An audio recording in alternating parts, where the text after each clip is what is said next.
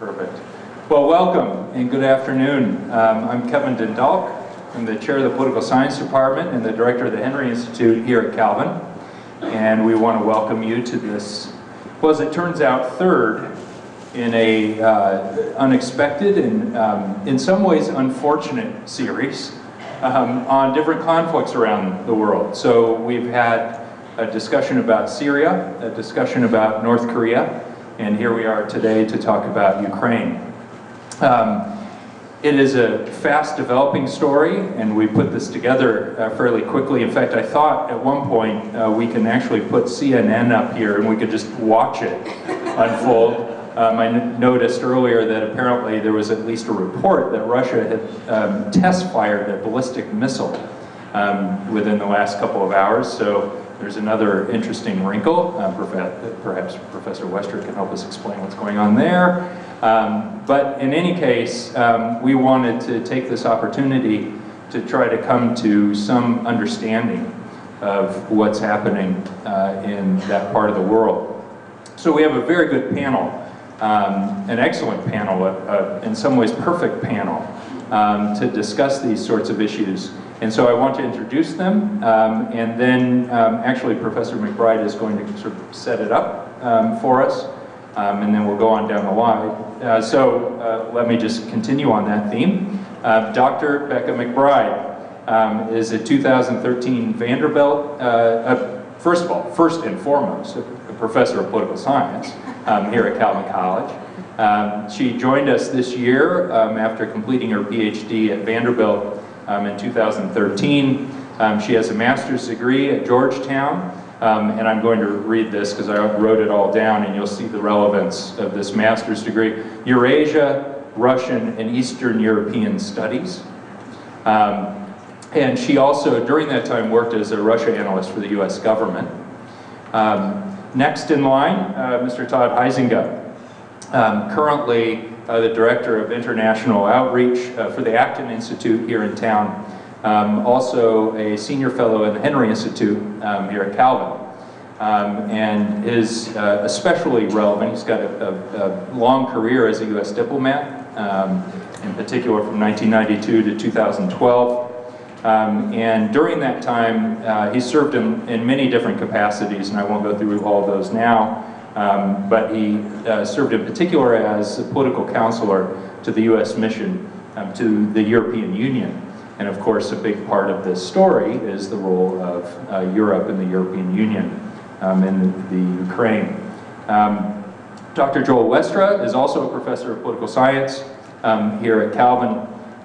He has a PhD from the University of Chicago, 2004, and he is our resident expert in all things international security, international organization. Also teaches our course on U.S. foreign policy. So he'll be able to give us some insights both about some global security concerns and foreign policy matters. And then finally, Dr. Elena Shkatulo. Oh, I hope I did that okay. No, you said, no, that's okay. Like, yeah, it was a pathetic effort, but there it is. But Elena is a Calvin Spanish professor. So she isn't here necessarily to talk, although I'd love to hear if she's got some insights into big global security concerns and other things. But she's also, most importantly for our purposes today, a native Ukrainian. And she will be speaking personally and also about reports she gets from friends and family in the Ukraine right now. So we'll get her own experience coming through this broader discussion about some global security concerns and so forth. So without further ado, I'm going to turn it over to Dr. McBride. So thank you for coming. I'm so excited to see everybody here. Even though the events are unfortunate, I will say as someone who studies Russia, it's nice to actually matter. So suddenly I have an expertise that people care about. That's unusual for me. So I'm really excited to talk today a little bit about the Russia-Ukrainian context. And if we want to understand the relationship between Russia and Ukraine, we have to understand three general issues here. One is the significance of the Crimean Peninsula, which if you look up on the map there, it's the part at the bottom of Ukraine that is the reddest, which means that it has the most Russian-speaking population in Ukraine. The second is the most recent leadership transitions that sparked this conflict. And then the third issue is to understand Russia's concerns about NATO expansion and influence of the West in Ukraine. So I'm going to just touch on the background of that, and Professor Wester will probably talk a little bit more about current implications. So for Crimea, first, Crimea is a part of Ukraine that's populated by ethnic Russians who primarily speak Russian. It's a part of Ukraine that's had more autonomy, so they have sort of a special relationship with the federal government where they can rule themselves a little bit more independently. During the Soviet Union, Crimea was gifted to Ukraine by Khrushchev. At the time, Ukraine was a Soviet Socialist Republic, so the implications of that probably weren't as clear as they are now. But so Ukraine has had Crimea since the 50s, 60s. At the end of the Soviet Union, when the Soviet Union fell apart, Ukraine kept Crimea as part of its borders because the borders from the end of the Soviet Union were adopted by the new states. And in 1994, Russia signed a treaty that multiple nuclear states signed called the Budapest Memorandum on Security Assurances. And as part of that, Ukraine agreed to give up its nuclear weapons that it had had at the end of the Cold War in return for Russia agreeing to respect its national boundaries. So when you hear on CNN that what Russia is doing is a violation of international law, that's one of the bodies of law that they're talking about. The second body of law that they're talking about, besides the UN Charter, which matters ultimately here, came in 1997, and that's the Treaty on Friendship, Cooperation, and Partnership regarding the Black Sea Fleet. So part of the Soviet Union, down where Crimea is, the Black Sea Fleet was an important part of the Soviet Navy. And at the end of the Cold War, they had to figure out how to divide that part of the Navy between Ukraine and Russia, who inherited the military capabilities of the Soviet Union. In the end, in 1997, they agreed that Ukraine would get around 20% of the Black Sea Fleet, and Russia would get 80%. And again, it was agreed that Russia would respect Ukraine's national borders as they were drawn. So that's another body of law that Russia is violating, according to some. Okay, so the leadership transitions that have happened most recently, this is what it really sparked the conflict. And if you've been following the news, it's a little difficult to figure out what exactly is going on. To give you a little bit of background, in 2004, there was a presidential election, and the two candidates that came out as front runners were Yushchenko and Yanukovych. And Yanukovych is the president that has left the country now and is in Russia. So Yushchenko won that election, but it was a series of 3 elections that were contested, and we had a lot of protests. It was called the Orange Revolution. When Yushchenko became president, he instituted constitutional amendments that limited the power of the presidency in Ukraine. And he was president from 2004 to 2010. In 2010, we had another presidential election, and Yanukovych emerged after a series of runoff elections as the winner of that. And Yanukovych was aligned with Moscow, so with Russia. And one of the first things that he did was overturn the constitutional amendments that limited the power of the presidency. So then you have this EU trade deal that I'm sure you guys have read about, and Todd will say a little bit more about that. So whenever Yanukovych went to sign this trade deal, at the last minute he decided that he was not going to sign it, and instead he was going to sign a trade deal with Moscow. And this was a highly unpopular choice within Ukraine, and there were protests as a result, and then we have the violence that we saw most recently. So as a result of the violence, Yanukovych announced that he was willing to revert the Constitution back to the 2004 Constitution that limited the power of the presidency. And he also called for early presidential elections. When he did this, the parliament immediately, essentially, kicked him out of office. And so that's when Yanukovych went on the run. He ended up in Russia, and this is the current state of affairs that we have now.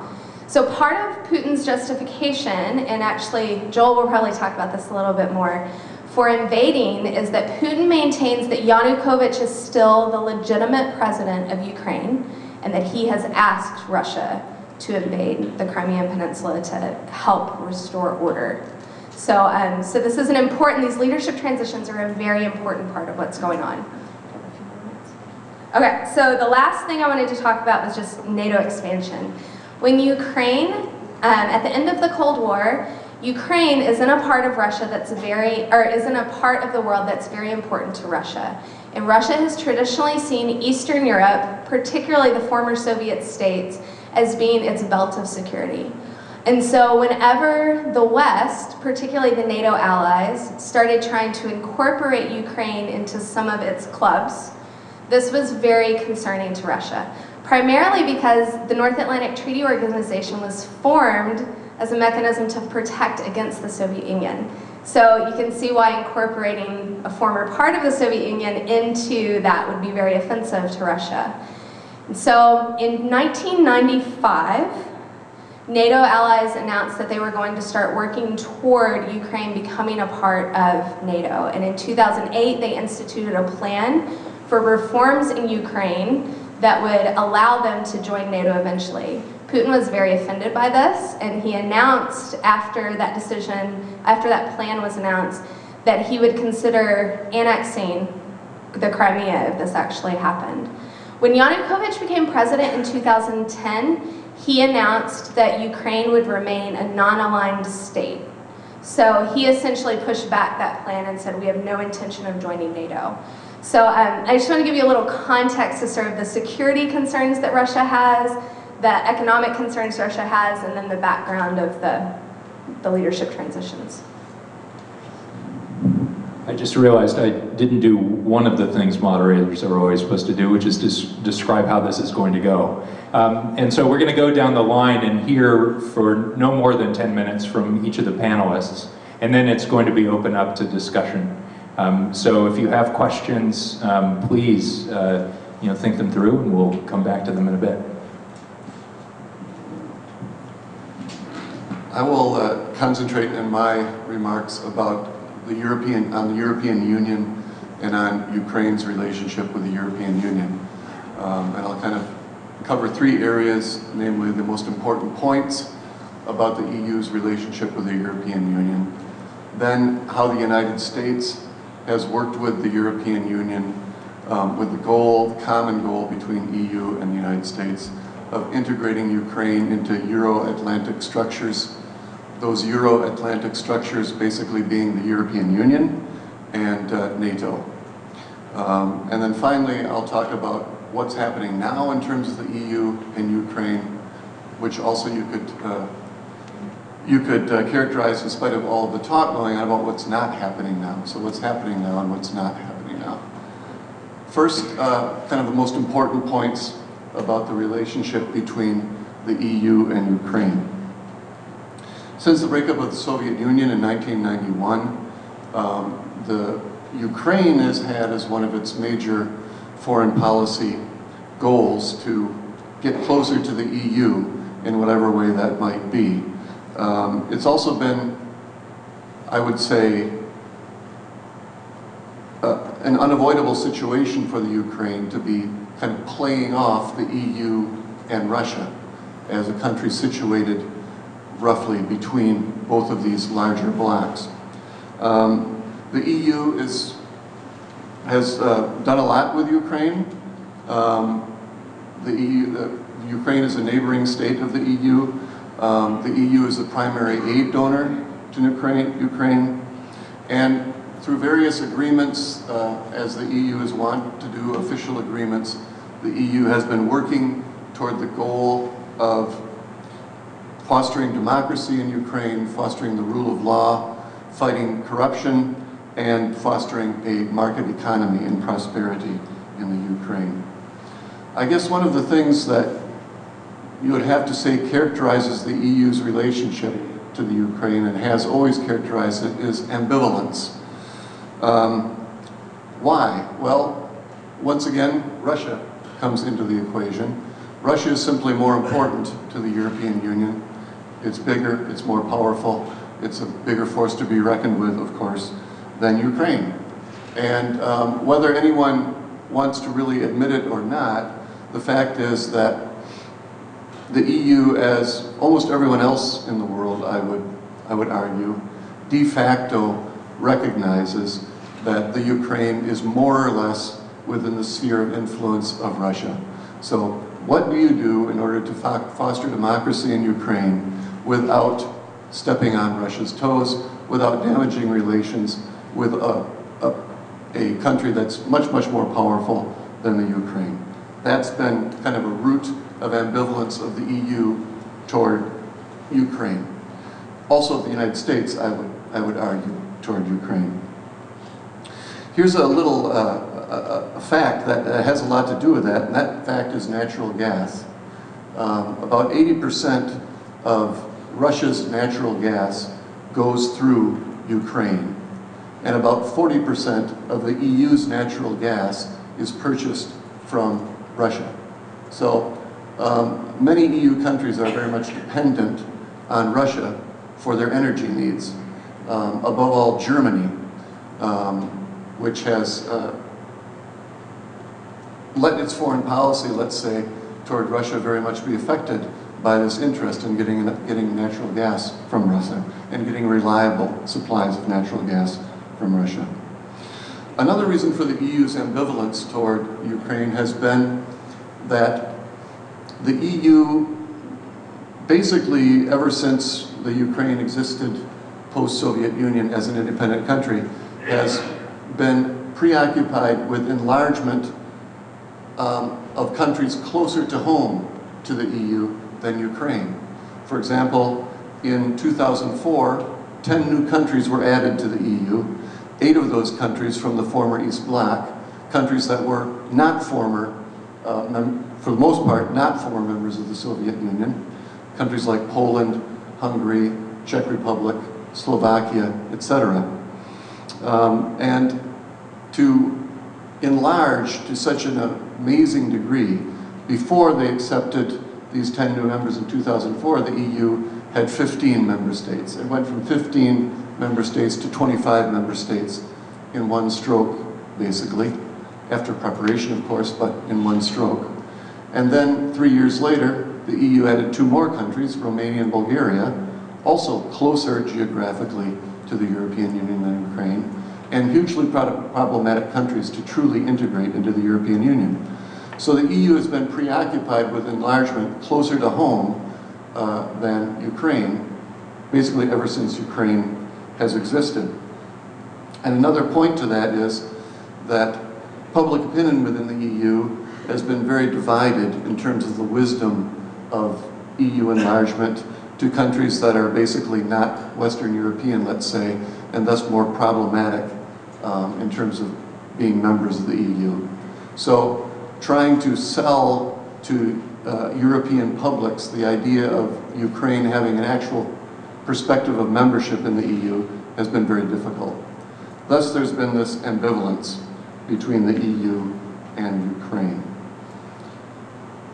For the United States, and here's the second of the 3 things I'd like to talk about.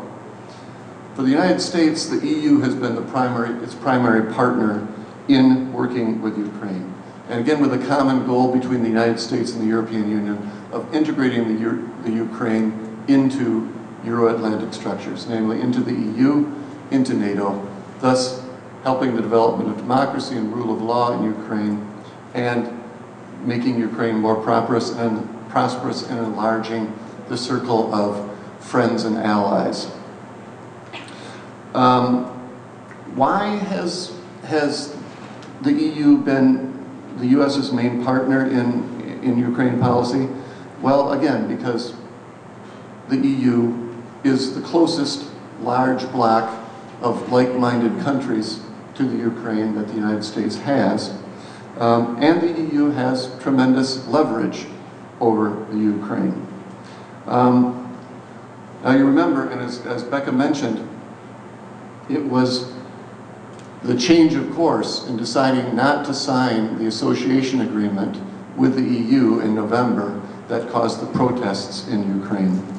I think it's important to say that these protests were not really about the specifics of the association agreement, which included a free trade agreement with the EU, nor about really the specifics of the EU. It was more about the symbolism.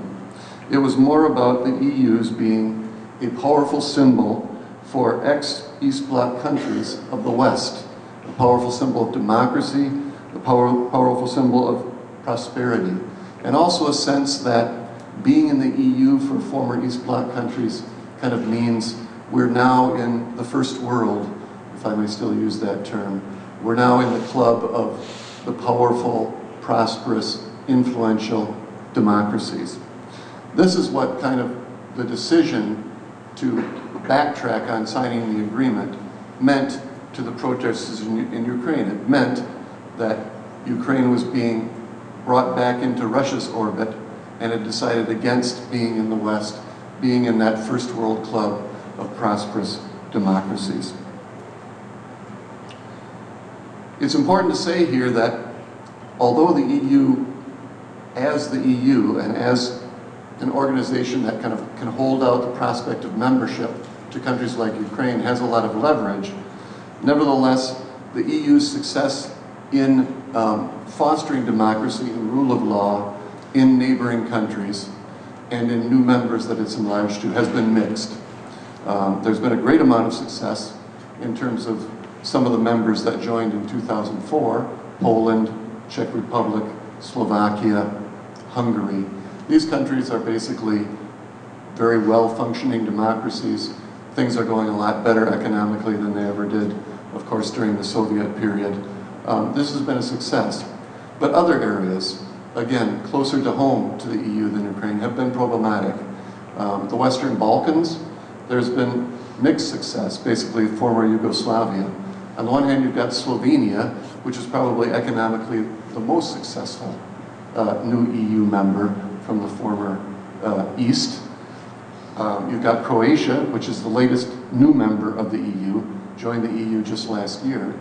But then you've got Serbia, Montenegro, Bosnia-Herzegovina, etc., countries that are on the way to having some sort of prospect of EU membership in the relatively distant future, but in which there are still huge problems that have not been solved and that need to be dealt with. Even Romania and Bulgaria, which since 2007 have been EU members, are mixed success stories. There's still a lot of corruption, a lot of poverty, a lot of lack of rule of law in Romania and Bulgaria 6 years after they've joined the EU. So the success has been mixed. And due to this mixed success, the EU has always thought that the time is not ripe for the Ukraine to actually have a timetable to become an EU member. And that's been kind of this ambivalence that's where the EU is kind of holding Ukraine off at arm's length, and the Ukraine is, at least the pro-EU people in Ukraine, the pro-Western people in Ukraine, have been pushing for a clearer path to EU membership, something that hasn't happened yet. What's going on now? I've probably gone over my time limit. Sorry about that.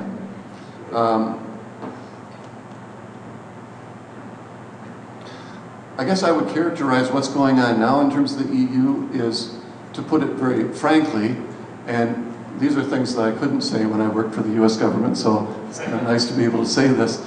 Like the United States, the EU really doesn't know what to do right now with this whole Ukraine-Russia problem.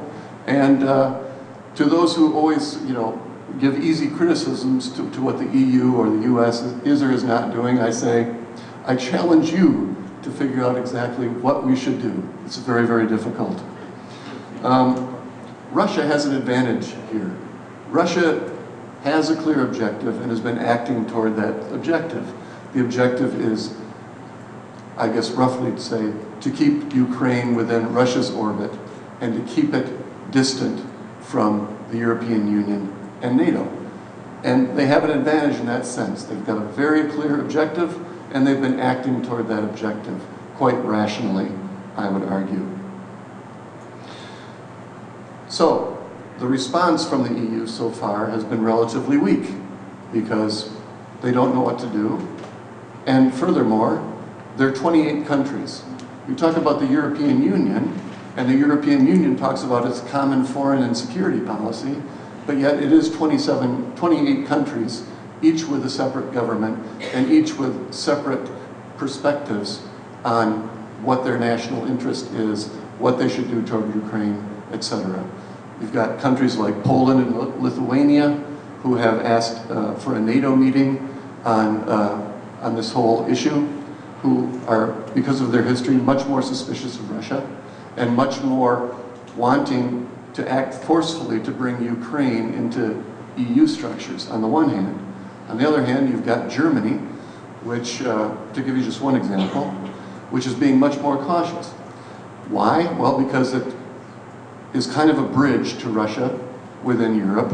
It always has been, because it has close ties to Russia for many reasons, among them natural gas, as I mentioned before, and because of its past. Germany is a country that is very, very pacifist-oriented, I guess I would say, because it does not want to be a country that in any way is perceived as militarist or warlike, because it wants to, you know, go beyond its past of Nazism, World War II, etc., etc. Very, very important aspect which people very often don't realize. So you've got disunity within the EU. So there's a debate as to what kind of sanctions the EU should put on Russia, whether they should put sanctions on Russia. There's been debate on whether they should stop talks freeze talks with Russia on visa issues. Russia has always wanted to have free access, visa-free access to the EU for its citizens, and there have been talks going on for a long time between the EU and Russia, whether to freeze those visa talks, whether to freeze negotiations that are ongoing between the EU and Russia about a new partnership agreement between those countries, whether to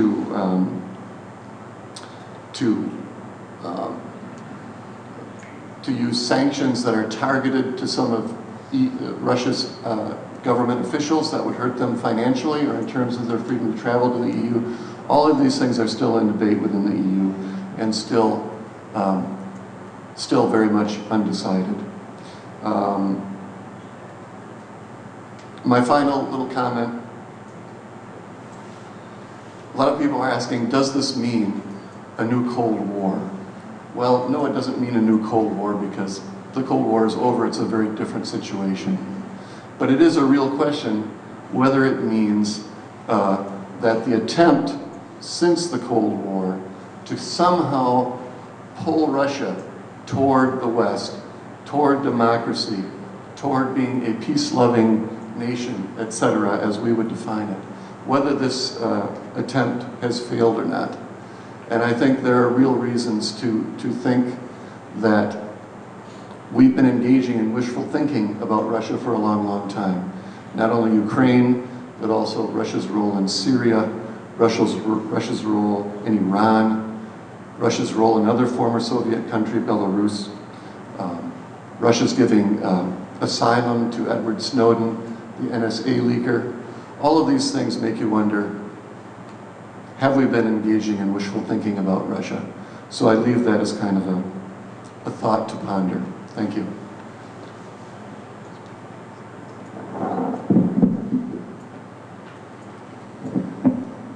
It's great to see so many of you here interested in talking about this case, this issue before us, this crisis. As you know from the introductions, I'm the least directly connected to this case in that I don't study Europe, I don't study Ukraine, I don't study Russia. What I do study, what I've spent my entire professional career studying, though, is global security issues and looking at specifically the role of institutions in that. And I've been asked today to talk about global security implications of this case, and to do that I'm going to think about this broadly in the context of pertinent security institutions, what we know about security institutions, what we might expect of state behavior given these institutional structures, And then within that, I want to draw a couple comparisons to two similar pertinent cases, one from the Cold War, Soviet intervention in Hungary in 1956, and one from post-Cold War, Russian intervention in Georgia in 2008.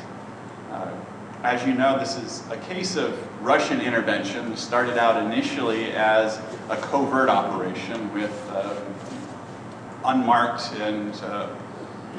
vehicles, men and women without insignia, taking positions around airports and other key locations in the Crimea. And there was an attempt here to blend in with some activity by pro-Russian Ukrainian partisans in the area to hide in that, and it wasn't clear what was going on. But it became increasingly clear over time that these were Russian forces. There was a suspicion of that immediately because they were well equipped and well trained, and therefore seemed like they were part of a first-rate professional military.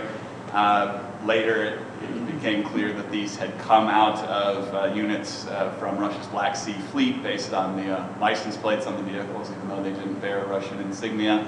And then Russia began to lay out its set of legal arguments for this sort of intervention, so move from something initially covert to a more overt intervention. In response to these incidents, the Ukrainian Interior Minister claimed that this was a violation of treaties and norms. And international norms is a very broad category. There are, as Professor McBride noted, at least 3 pertinent treaties here. The United Nations Charter, 1945, the 1994 Budapest Memorandum, and the 1997 Black Sea Treaty. The acting president of Ukraine characterized this as a threat of potential aggression and therefore also a violation of international law. And the Ukrainian parliament, acting upon these declarations, made specific reference to 2 of these 3 legal frameworks. The United Nations Charter, claiming that Russian actions had violated the UN Charter, and appealing to the UN Security Council to take up the issue, and also claiming that this was a violation of Russian obligations under the Budapest Memorandum, and calling upon the 2 other major powers who were signatories to that memorandum, the United States and the United Kingdom, to provide a remedy to this violation of the rules under the memorandum. So I want to talk a little bit about these legal frameworks then, what one might expect given a potential violation of these institutions, and also how Russia has characterized its actions in the context of these institutions. Under the United Nations Charter, states are prohibited from using armed force or threatening the use of armed force against the territorial integrity or political independence of any state, except for purposes consistent with the United Nations Charter, or if authorized by the Security Council, or if taken as part of an inherent right of self-defense once an armed attack has occurred, until the Security Council has taken effective action in response. So given that framework, when states use military armed force of any sort without UN Security Council authorization, they have broadly 3 sets of affirmative defenses they can declare. One is they can claim under Article 51 self-defense, that they were acting as part of the inherent right of individual or collective self-defense. Secondly, they can claim under Article 2.4 that their actions were not directed against the territorial integrity or political independence of the state. Thirdly, also under Article 2.4, they can claim that their actions were somehow consistent with the purposes of the United Nations, even though they hadn't been explicitly authorized by the Security Council. So under the UN Charter framework, then, states have undertaken this obligation not to use armed force in this way, not to threaten armed force in this way. But these are rather broad statements, as I've given them to you. As scholars of international law who discuss institutions talk about this, there's a high level of obligation here, but those obligations aren't very precisely defined. In domestic legal systems, this often happens, and it's up to courts many times, sometimes administrative actors to fill in those details. In the international system, it doesn't work that way. We have institutions of governance, but we don't have formal government. So in the case of the UN Charter, the authority to make decisions regarding these violations and to provide some sort of remedy, some sort of enforcement, is delegated to the Security Council. And that's why Ukraine was appealing to the Security Council, saying this is a violation of UN Charter law, Russian actions in Crimea. If you know much of anything about the Security Council, though, you know that the 5 victors of World War II are permanent members of the Security Council. They have a veto over any decisions that the Security Council makes. And so it's quite unlikely that the Security Council would be able to undertake action to declare this to be a violation of UN Charter law and to provide enforcement action against Russia, even if actors were so inclined. Nonetheless, it's very interesting and important to look at the dynamics of the Security Council, because when states appear before the Security Council, they're attempting to offer accounts for their actions, to signal what their intentions are. And even major powers, my research has shown, are very concerned about how things actually go in the Security Council, because it can have implications for them in other areas if they're seen as threatening. And so the concern of Russia here is, if other states push action in the Security Council, yes, Russia has a veto, but it wants to avoid, if possible, having to cast a sole veto. Getting a 14-to-1 vote in the Security Council does make Russia look like it has aggressive intentions, look like it's a threat to international order, and potentially makes Russian diplomatic activity harder. When a meeting of the Security Council was called, the states who called it said that their primary purpose was to allow Russia to give an account for its actions, to provide a legal argument for what it had done.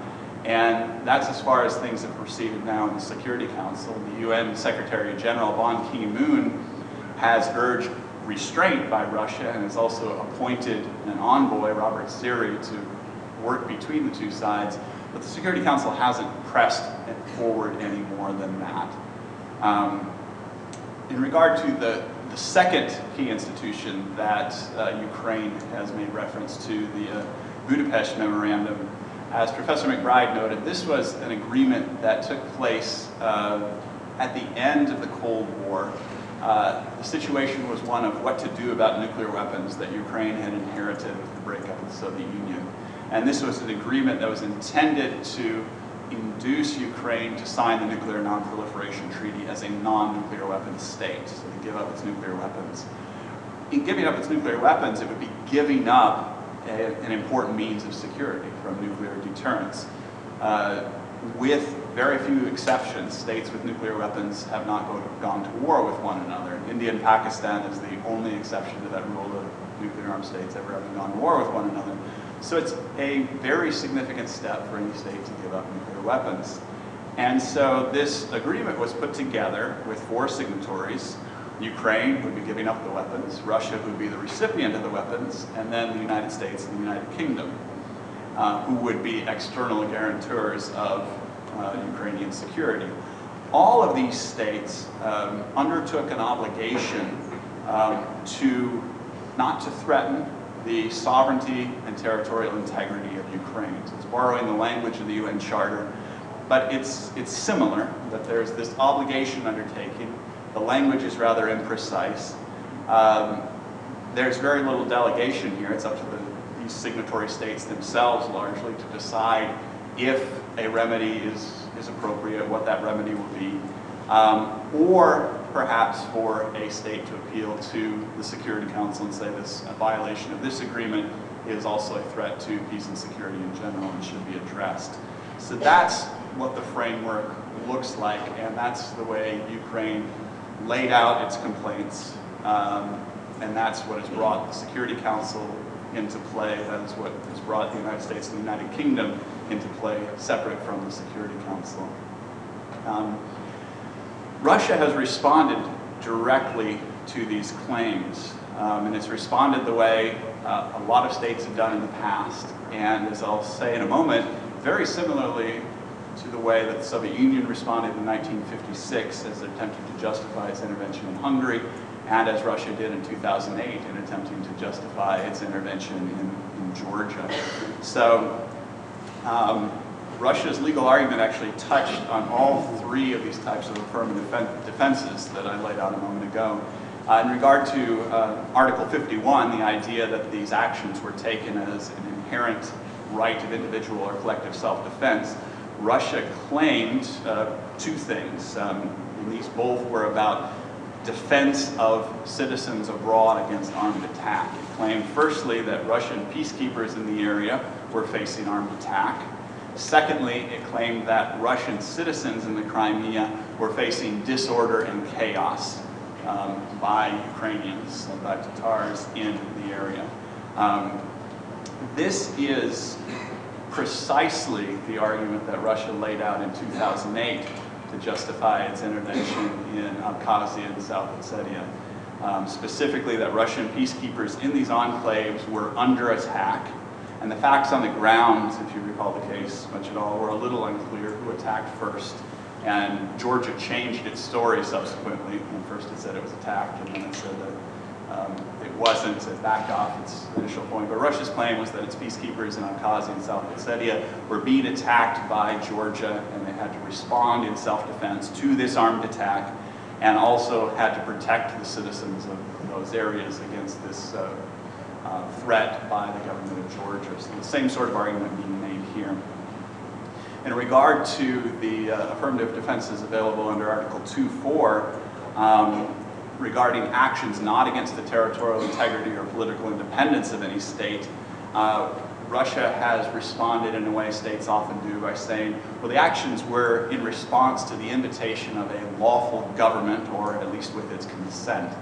And as Professor McBride noted, Russia has made this claim explicitly. It said that President Yanukovych is the legitimate ruler of Ukraine, and he requested Russian intervention.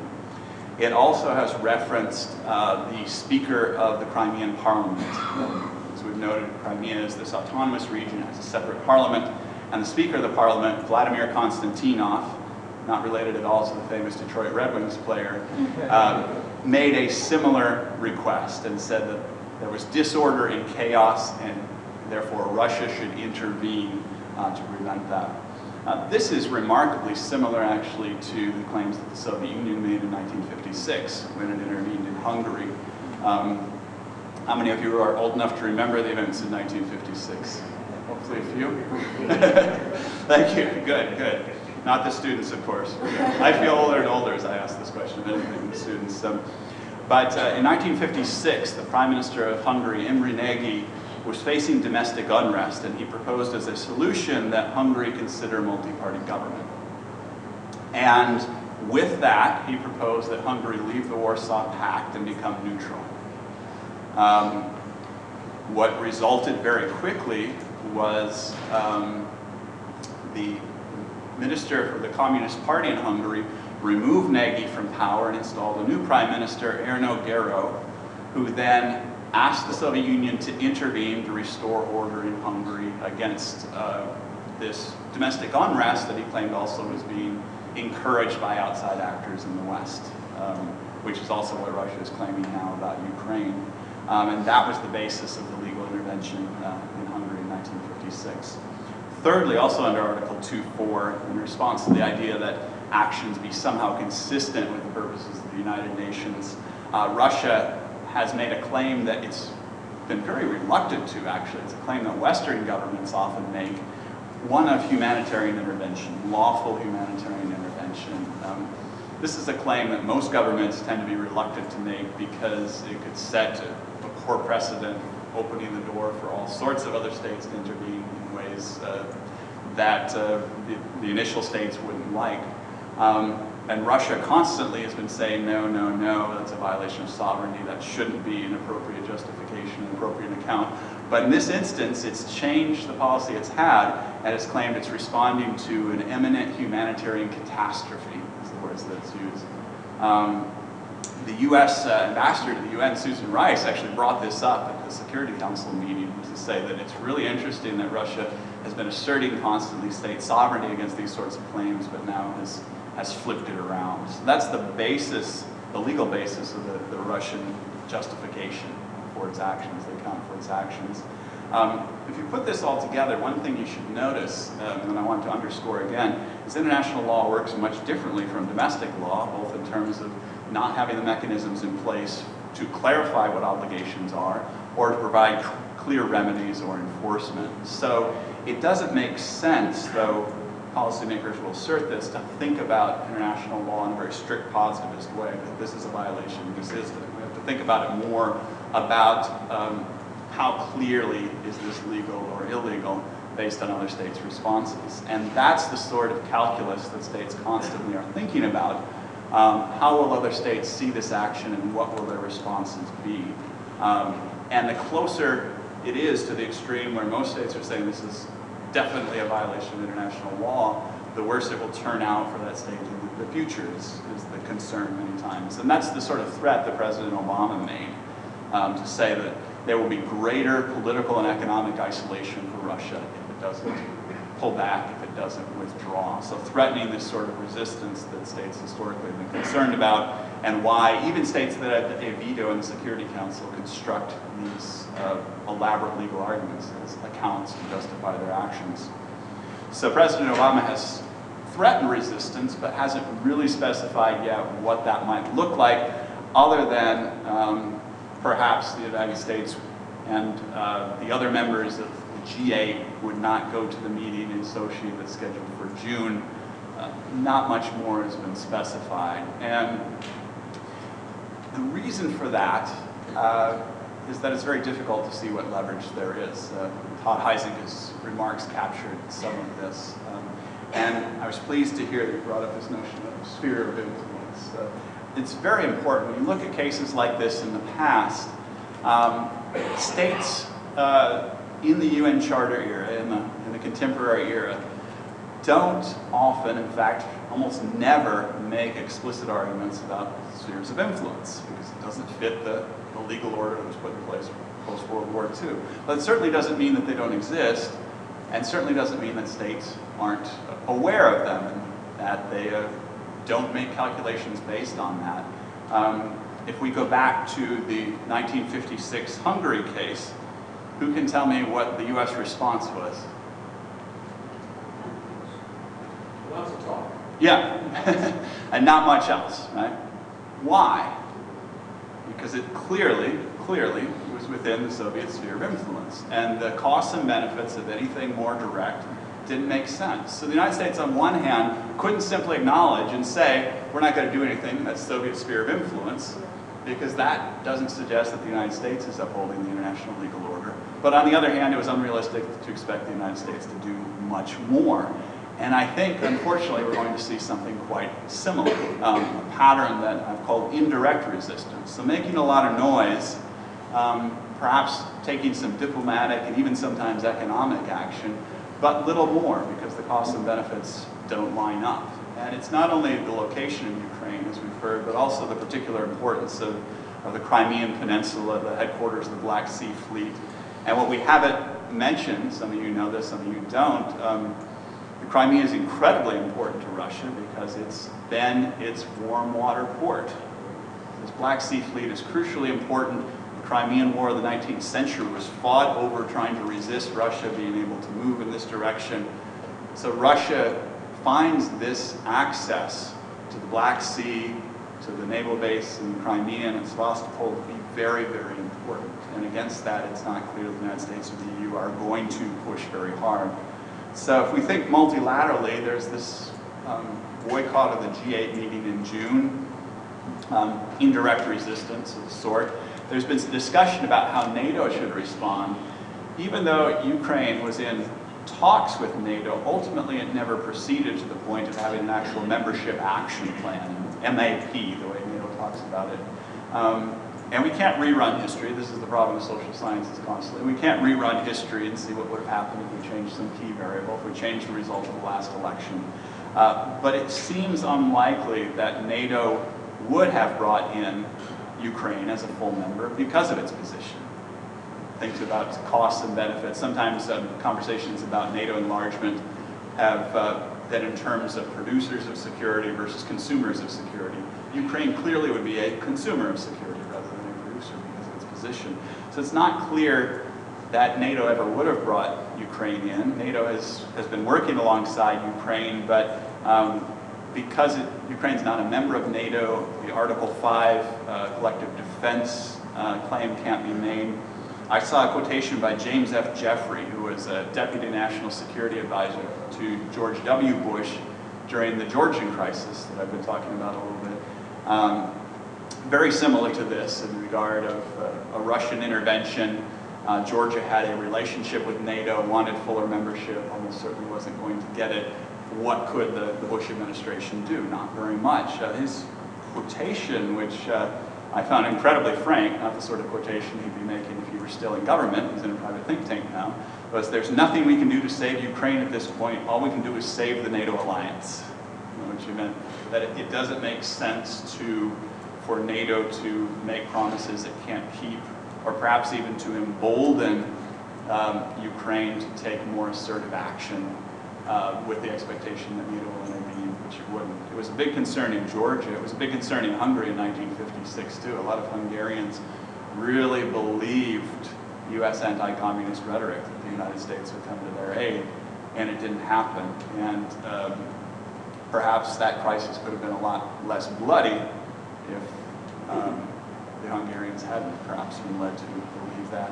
If we think more unilaterally, the United States has threatened not to go through with trade agreements that have been on the table. It's also threatened sanctions. But sanctions are most effective when they're multilateral, not when they're unilateral. And as Todd Heisinger has pointed out, the European Union is really reluctant to think about sanctions more than perhaps targeted sanctions at individuals because of its reliance on Russia for energy supplies. The United States, though, too, it's not clear how hard the United States wants to push sanctions because it needs Russian help in areas that Russia does have influence, Syria and Iran. So it's a weighing of how important is this crisis versus how important is that crisis. So it's not clear that the United States is going to press sanctions very hard either. And it certainly doesn't seem that the United States is going to escalate the military conflict or try to encourage Ukraine to either. What does that leave for Ukraine to do? There have been a lot of analysts looking at this and saying, as far as the Crimea goes, Ukraine doesn't have much leverage because the balance of forces there favors Russia in terms of the numbers of forces in the Crimea, the types of forces. The Ukrainian military doesn't have heavy armor in the area. The military's been very reluctant to escalate because it doesn't want the conflict to escalate. Many of the local commanders are from local towns, local families, so the military doesn't really want to test how loyal those units are. The Crimean parliament has been calling for Ukrainian military units to support the Crimea and not to support what they believe to be the unlawful government that's been put in place. So there are challenges there as well. Even though Ukraine has mobilized its forces, it's not clear how far Ukraine's going to push. Now, before you say, okay, I'm thoroughly depressed, and I think students of international relations often are depressed because of how bleak things look, we also have to think about the Russian side of this. It's certainly not clear Russia wants to escalate either. And Russia has to figure out what the end game actually is going to look like. Will it simply annex the Crimea, hope there's not much of a fight?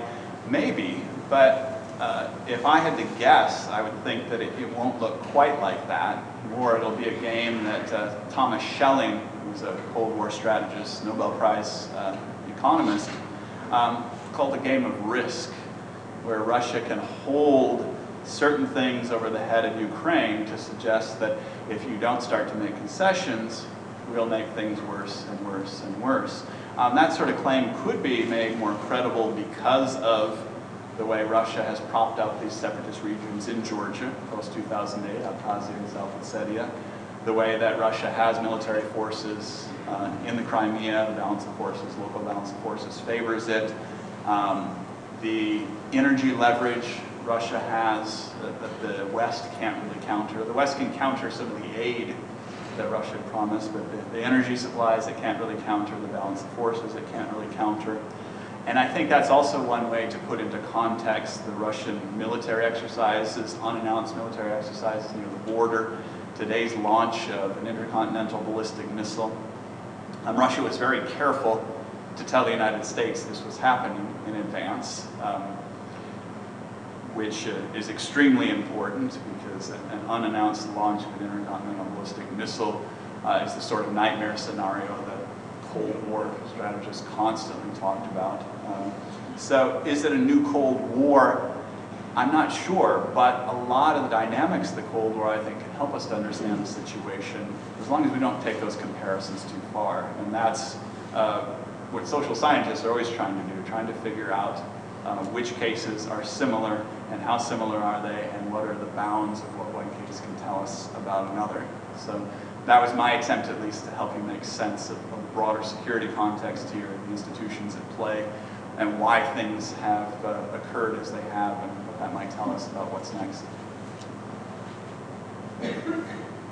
Yes. Yeah, I'm also impressed to see so many people here, and after listening to all of you guys, I do feel very depressed. I kind of suspected it. Like I think like this is one of the tragedies of Ukraine, that Ukraine doesn't really have strong allies anywhere because nobody is really interested in Ukraine, and it's true. Like, and nobody really wants to spoil relationships with Russia, and especially the current president. And I think his government doesn't really want to spoil relationships with Russia. So it is really depressing. But what I wanted to say, like just a little bit, what I hear from friends, from my family, and interestingly enough, I'm from Kiev myself. My husband is from Kiev, so our families live in Kiev.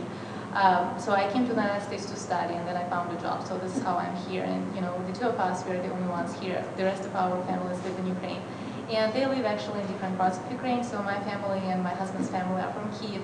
Then I have relatives on my mother's side who live in Donetsk. It's the eastern part. Like you guys didn't talk too much about it, but it's another part which is heavily populated by Russian-speaking population. And there are also some, there is some unrest because some people also want to imitate the situation in Crimea, and they kind of say, oh, Russian-speaking population is threatened. Well, the 90% of them are Russian-speaking. Are they threatened by 10% of Ukrainian-speaking population? It's ridiculous. But anyway, so they're making this splash. So I do have family living there. I have family in Crimea. Actually, I was born in Crimea. I was born in Yalta. Most of you have heard about Yalta. So my grandparents, lived in Yalta, like they died. So now the family of my aunt lives there. And I can tell you one thing, Ukraine is divided. And again, it's one of the tragedies of Ukraine that it is so divided. We do have people who are very pro-Russian. And again, in my own family, this is the case. And there are people who are very pro-West. Well, I would say it's not only Russian-speaking population versus Ukrainian-speaking population. It's not only like the West against the East, because again, the East and the South are pro-Russian, and the center of Ukraine and the West are pro-Western. But it's also the question of generations. I think younger generation, they tend to be pro-West, and older generations, they tend to be pro-Russia. Like for example, my grandparents, they were communists, and they always thought that the independence, the collapse of the Union was a huge tragedy, something like that. So it's it's also generational a little bit. So just to give you one specific example, I talked yesterday to my aunt who lives in Crimea, because Crimea is right now a flashpoint. So I talked to them. So I talked to her and her son. So she's 50, he's 20, and her husband is 40. So she is very strongly pro-Russian. She is, Ukrainian technically. She's all of my family is Russian-speaking. Actually, I am Russian-speaking.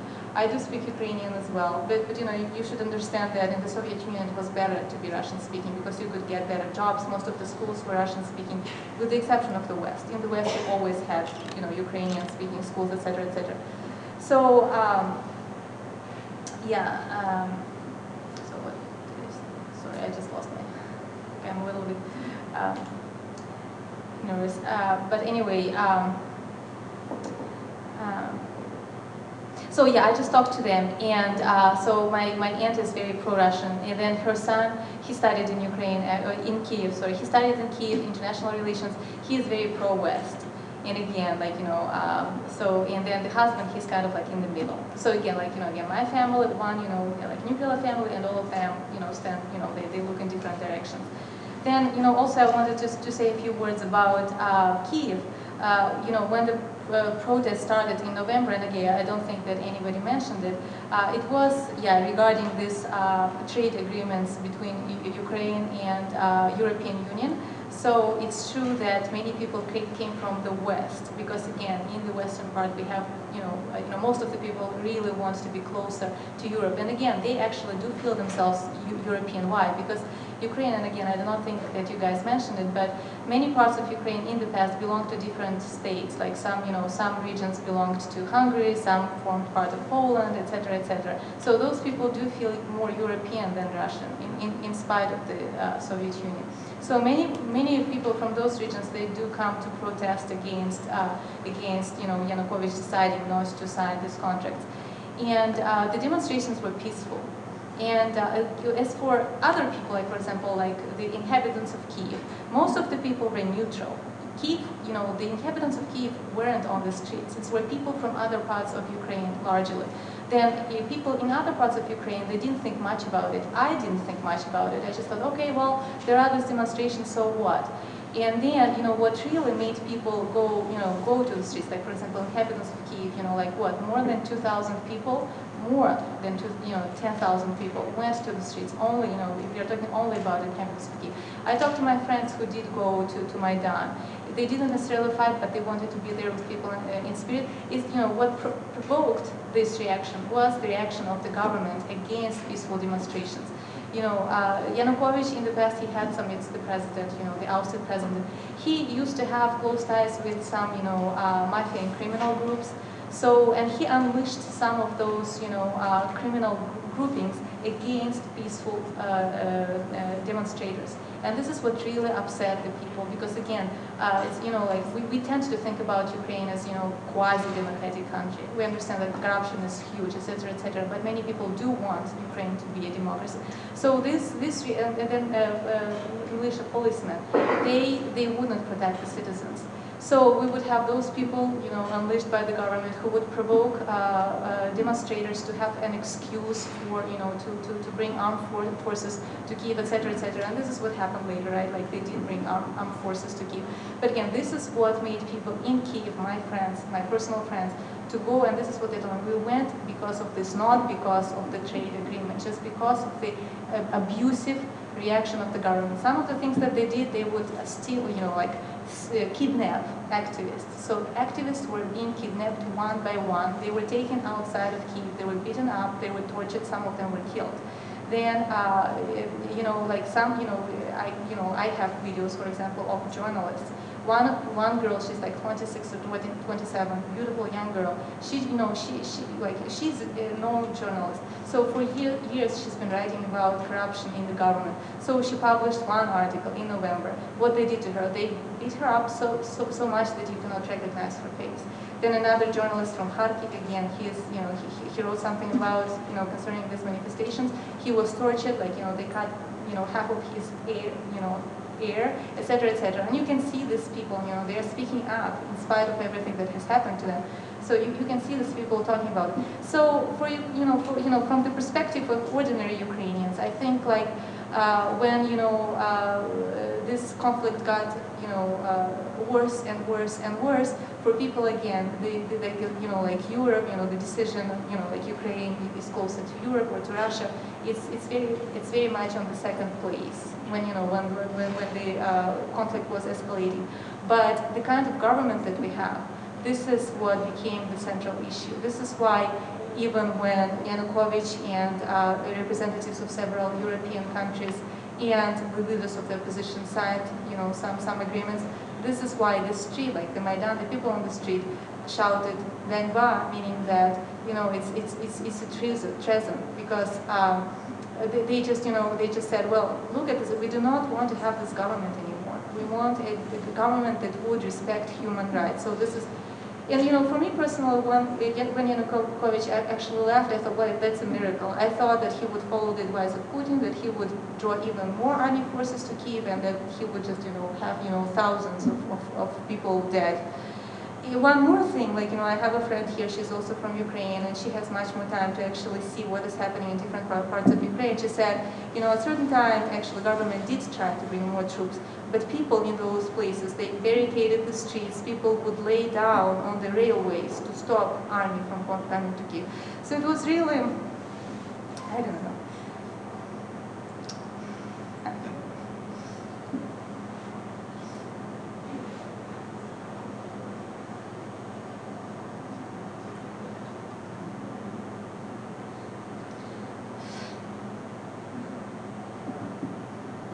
I'm sorry, I'm just trying to say that people really have or had hope.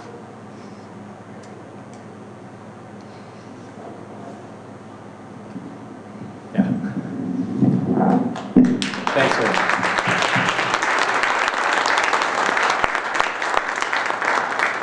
Thanks, I'm glad we got all these perspectives. I'm going to stand up so I can see the room and then back out.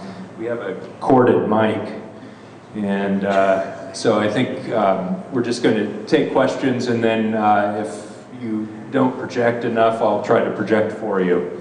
So, Neil, do you want to? I would ordinarily defer to others, but I want to, it's a lot, with due respect to the other three of you, we're going to hear a lot of what you could say on the news and from analysts, but Dr. Spatula, your expertise in linguistics and the culture, I wonder if you can help us understand by analogy, for instance, how is Ukrainian different from Russian, and what are the implications of that for culture, status, how do people get along?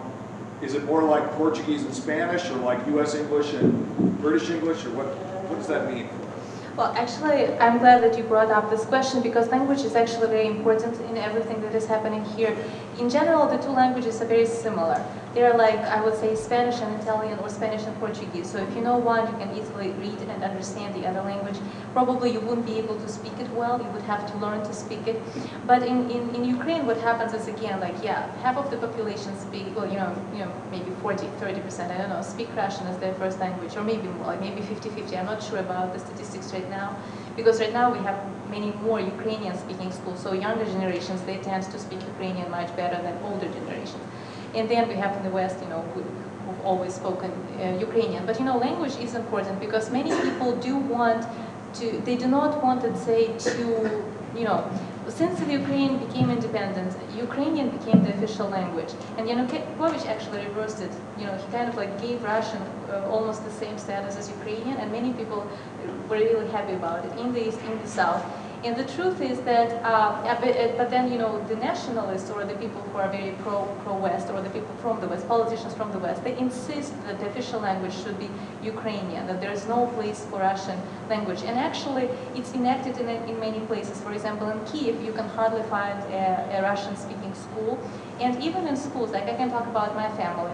Again, my family is Russian-speaking. They are Ukrainians, but Russian-speaking. So my niece, she's 10 now, so she goes to school, and the languages that she studies are Russian, English, and Spanish. Oh, I'm sorry, Ukrainian, English, and Spanish. Like my family, like her mom, like my sister, my mom, so her grandmother, etc. Everybody wants her to know Russian, but she cannot take it in school because it's not offered. And many people are really upset about it.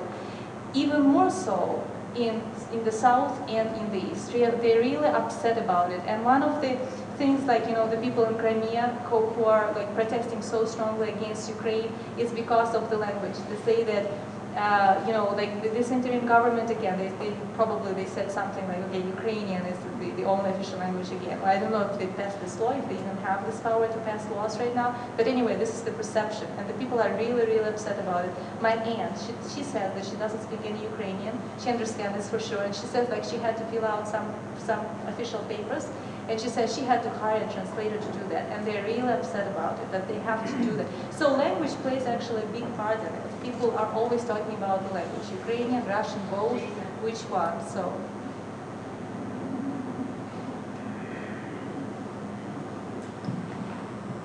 Okay, other questions? Yeah, go ahead. Sneak by. Go ahead, actually, why don't you grab the mic?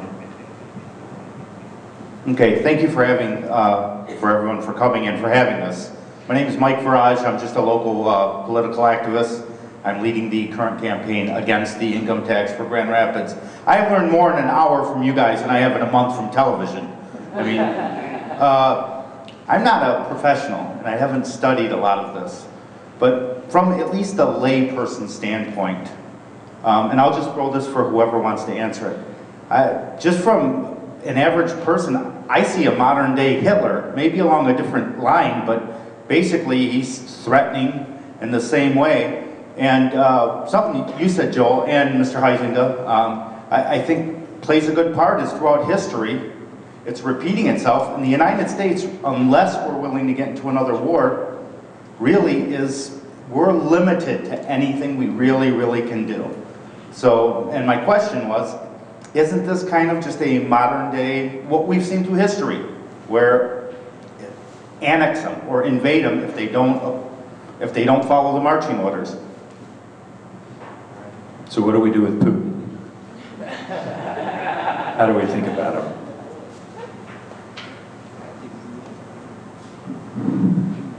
Well, as I said, you know, the United States really doesn't know what to do. The European Union really doesn't know what to do. I don't know what to do.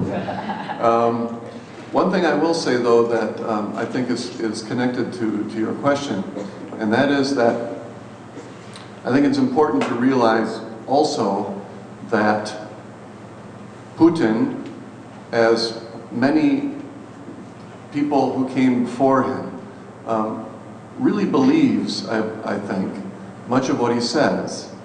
And from his point of view, has reason to believe that. I think that's very, very important to realize, because I think we tend to look at things from our point of view, and we tend to assume somebody like Putin is being sly, is being deceptive, is using pretexts and so forth, and he is doing that. But, you know, Crimea has a Russian-speaking majority. The Ukraine is very important historically in terms of Russia's national interest, in terms of the defense of Russia. And for that and many other reasons, I think we have to realize that Putin really does believe what he's saying to a large extent. And thus, I think whatever the European Union or the United States does do, and I'm not arguing for appeasement here. I am not arguing for appeasement here. I'm also not saying that Putin is a good guy. What I'm saying is, I think the most effective response is going to have to include a careful weighing of what is it that Putin and Russia, let's say, as a country, really believes, and how much of that is, from their perspective, understandable, and using that kind of as a start-off point for dealing with this problem. How can we promote Ukraine's, or protect Ukraine's territorial integrity, its sovereignty, the right of the Ukrainian people to decide for themselves what kind of government they want? How do we best achieve those objectives by understanding what Russia believes its legitimate interest is, and trying to reach that best objective for Ukraine in a way that effectively will answer Russia's questions as well as we can. Scholars of international relations and American foreign policy have written an incredible amount about one of the underlying concerns of your question, and that is the idea of appeasement. What happens to credibility if states appease other states? If they allow them to get away with something, will that state be emboldened to do something else? Will other states be emboldened to do something else? And much of this discussion goes under the idea of the Munich analogy, the idea that what Chamberlain did in Munich, an attempt to avoid war with Russia, is a model for how not to do foreign policy. And a lot of leaders have been concerned about this. One of the most famous instances of this was Lyndon Baines Johnson talking specifically about Chamberlain and Munich and applying it to Vietnam. States are very concerned about credibility, and sometimes they fall into a trap that says, well, this is hard, this is expensive, and it's marginal to our interests, but if we don't do something here, then we just embolden everyone else to harm our interests more, and therefore we need to do what President Kennedy said also in regard to Vietnam, bear any burden, pay any price, and so forth. It's a dangerous analogy because it usually just ends up costing a lot of blood, costing a lot of treasure, but what's even more interesting is the more research that's been done, the more evidence there is that a lot of other states, when they see situations like this, they don't take an appeasement lesson from it.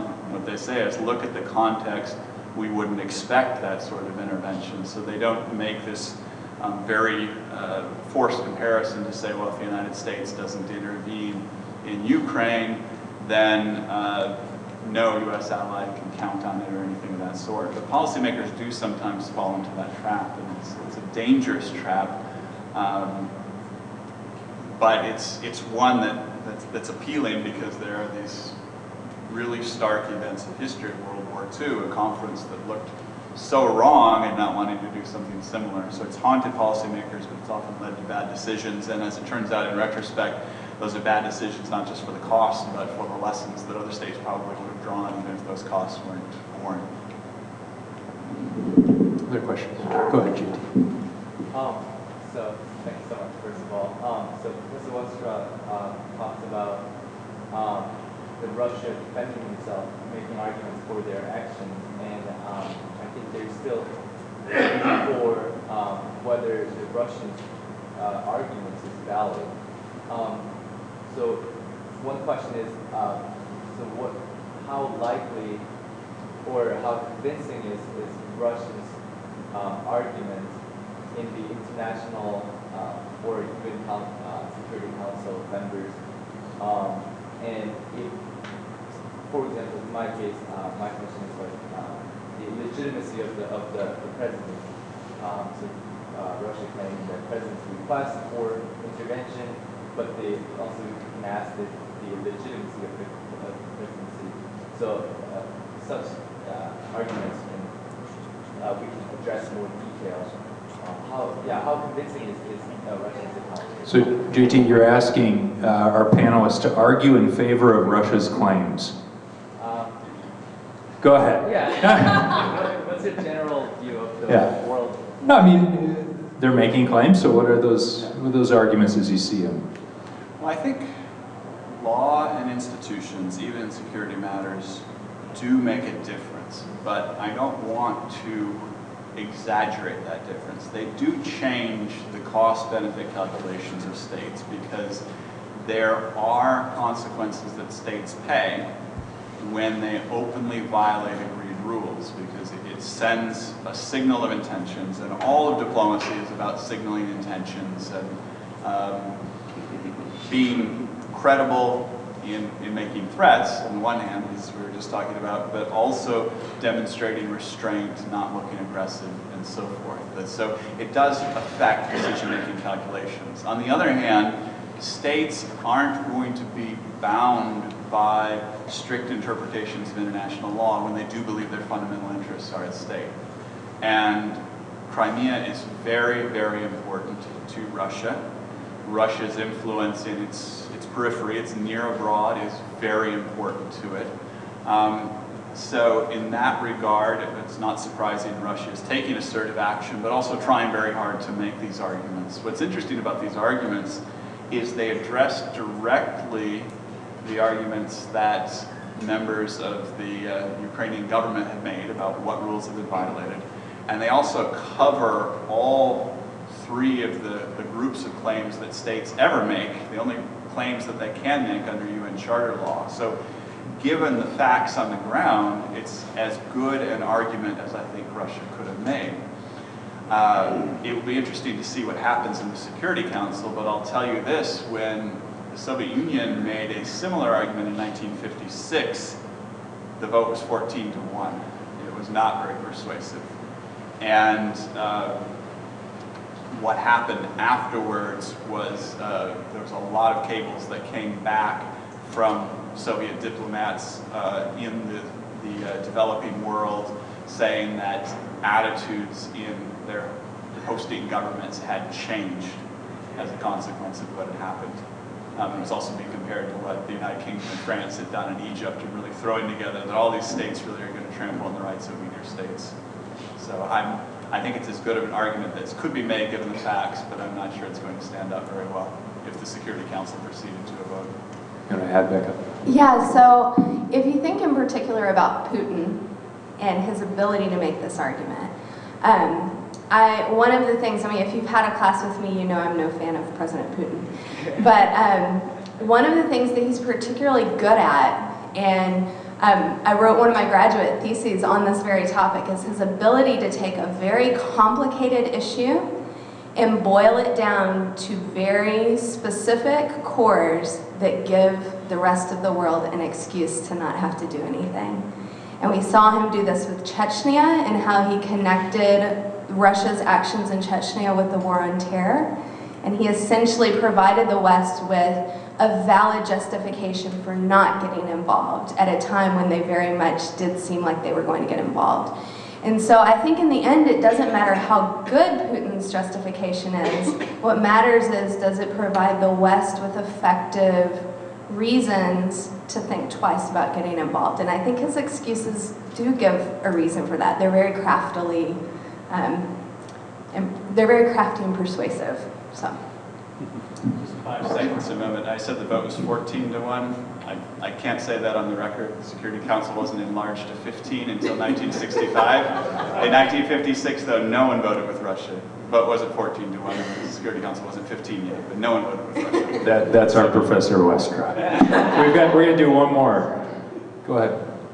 Hello, my name is Michael, and I am a first generation. My parents and my grandparents are from Ukraine, and they're from the west side. So my grandfather actually fought in Ukha with the Bandera group, and I think a really big thing that I also wanted to mention, and also I have a question for you, is that this all I believe, and also like my family believes, is that this was all due to Stalinization in the 1930s and the 1940s. So how Stalin, pretty much after Lenin, after the whole cultural revolution that Lenin allowed for Ukraine to have, decided to take back their power and force Russian as the only language. They killed poets, they killed writers. They even used collectivization, which killed upwards of 10 million people. They also sent a couple of my family members to Siberia, and the West has not forgotten that.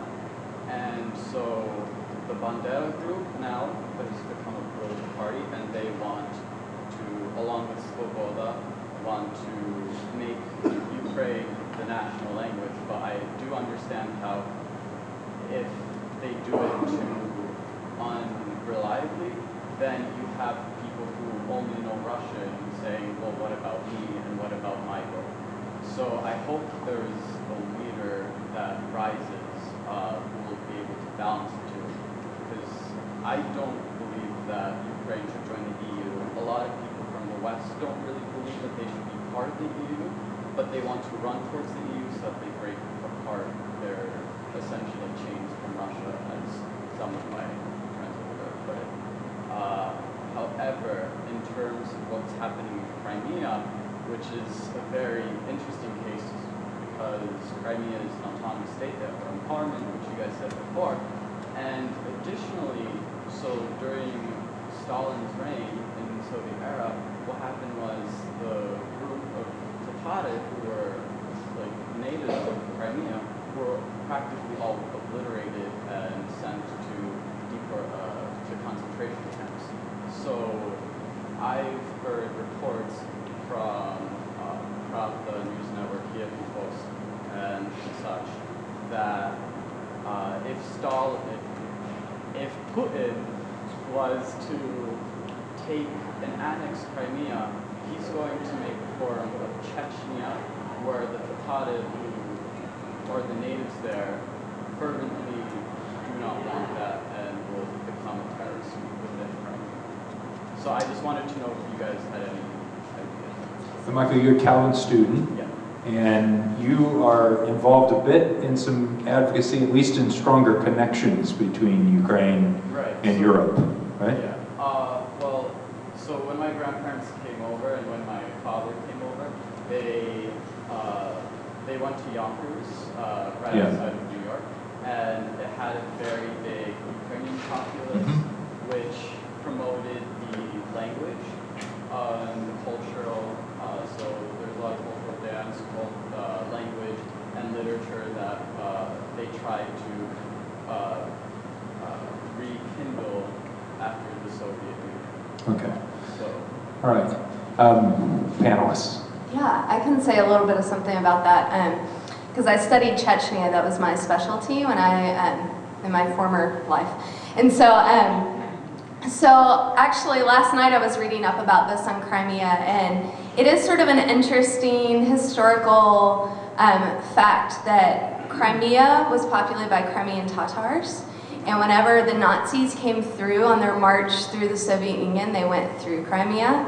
And Stalin, for all of these ethnic groups that had been in the western side of Russia, accused those ethnic groups of consorting with the enemy, of collaborating with the Nazis, and then he picked them up as people groups and put them on trains and sent them primarily to Central Asia. And in those trips, often half of the people groups, I think with the Crimean Tatars, it was 46% of them died.